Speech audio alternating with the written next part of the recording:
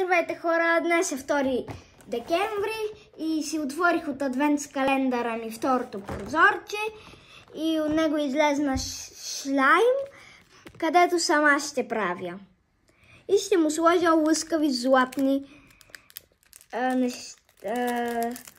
брокати.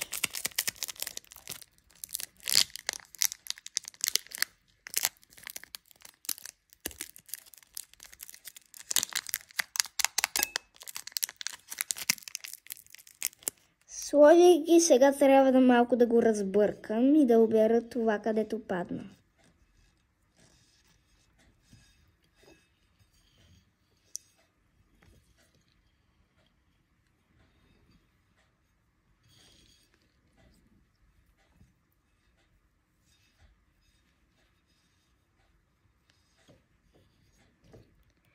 Ето, виждате как то става малко сребристо с златни малки точици.